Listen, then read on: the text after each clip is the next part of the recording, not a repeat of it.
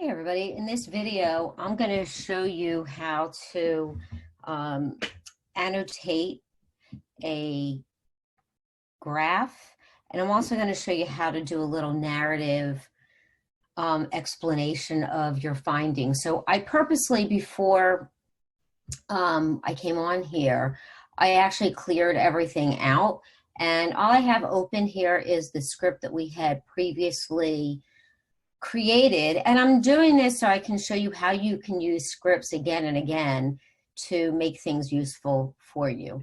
So the first thing I want to do is I want to get client X's data. So I could type get CSV in the console, but it's properly written with no errors because I've run this code before up here in the script. So I'm just going to put my cursor anywhere on this line, line 2, and hit run, and now I'm going to be prompted to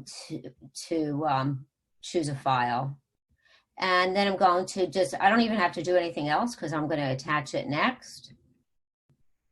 And now my file is attached, and if I click this spreadsheet icon in this right-hand corner, the tab here is going to be created, and it's got this disrupt data for client X.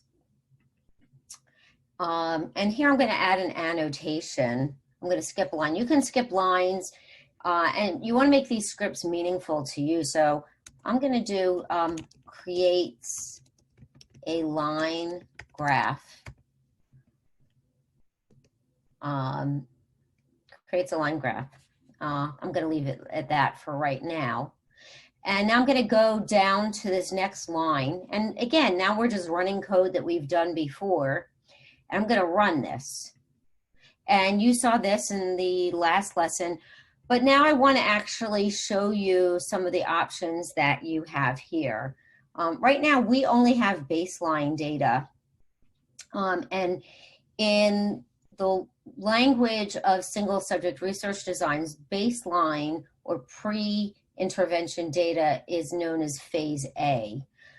So now I'm going to actually make some notations up here. We're going to say we're going to annotate a line graph. And again, notice that these, once you put the hashtag, it's going into green to show you that this is code that's not runnable. It just gives you information. So here are the different functions that you can use to annotate graphs. We can use AB lines to put lines between phases, but we don't have another phase at this point.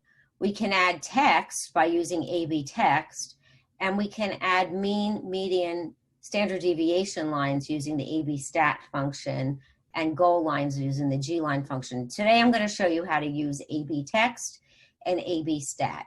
So let's just start with that. First, let's denote that this is a baseline phase, and I'm going to put AB text.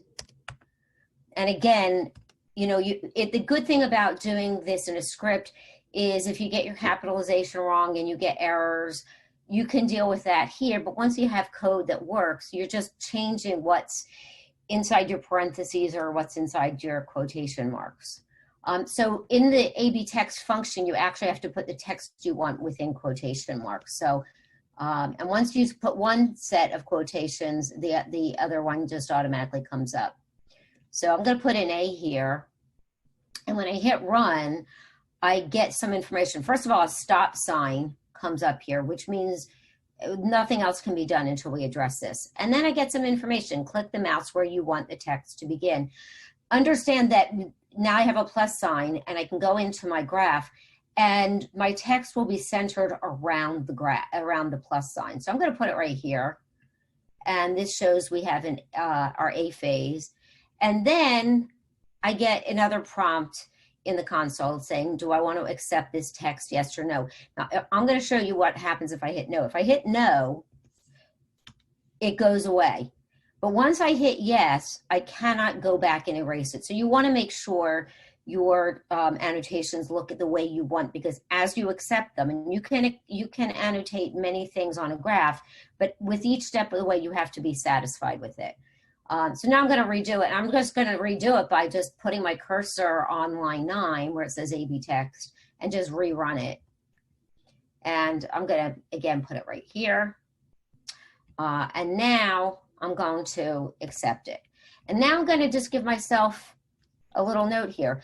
Notice that I can actually put a hashtag at the end of my code.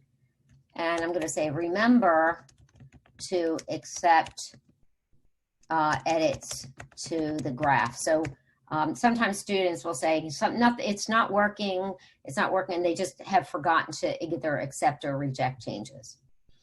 So that's one way to annotate a graph. The other one I want to show you is one of these statistics lines, which is super helpful when you're looking at a graph like this. So I'm going to put AB stat, and it tells me what I need to do. I put my behavior variable, I put my phase variable. V is the phase that we want, and stat is the statistic that we want. So I'm going to do disrupt, disrupt, P disrupt. Now we only have one phase at this point, so it's the A phase, which is our baseline. And then outside the quotation marks, I'm going to, in quotation marks, write mean. It's our mean line. And I'm just going to hit run.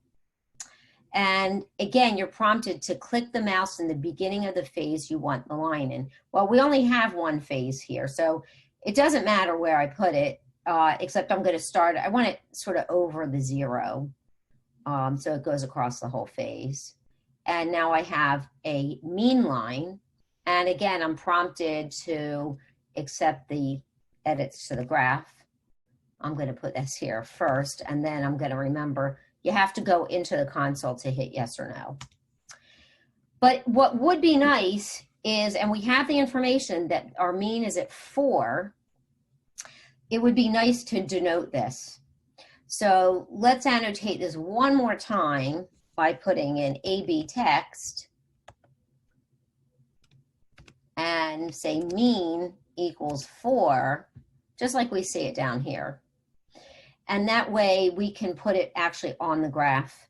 So somebody looking at the graph will know, like, what the heck is this line doing here? Maybe this is a mistake. It's not a mistake. And by the way, median lines and standard deviation lines are different colors. But here, this blue line is a mean line. And so I'm going to run this. And again, it's going to tell us put this, the mouse where you want it. Now, I'm going to try to put it right here. It may or may not look good here. And again, I got to center it. It looks good. And by looks good, it means I'm not touching the line. Nothing's getting cut off. But it does give you a sense that the average number of disruptions during the baseline is 4. And so I'm going to accept that. And I'm putting this here because it's going to be useful to you later. And then the last thing that we want to do is probably get the descriptives for this as well again, so we can write this up. But in the meantime, and I've told you, I've alluded to the fact that you can export this, but I'm going to show you actually what this looks like. I'm going to export this. I'm going to copy to the clipboard. And then it says you have to right click. I have a Mac, so we'll see how this goes. I'm hitting Control and copy image. We'll see how that goes. And I'm going to bring up my Word document.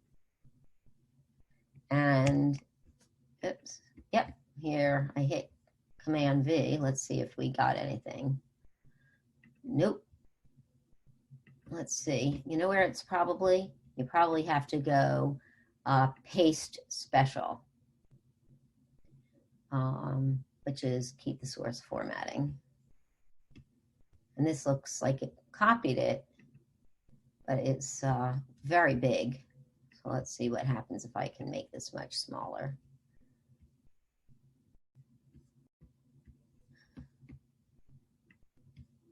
I probably should not be monkeying with this with you all for the first time, but I am. Oh, I'm going to try something else here. maybe I'll do Command and click. And let's see if that works.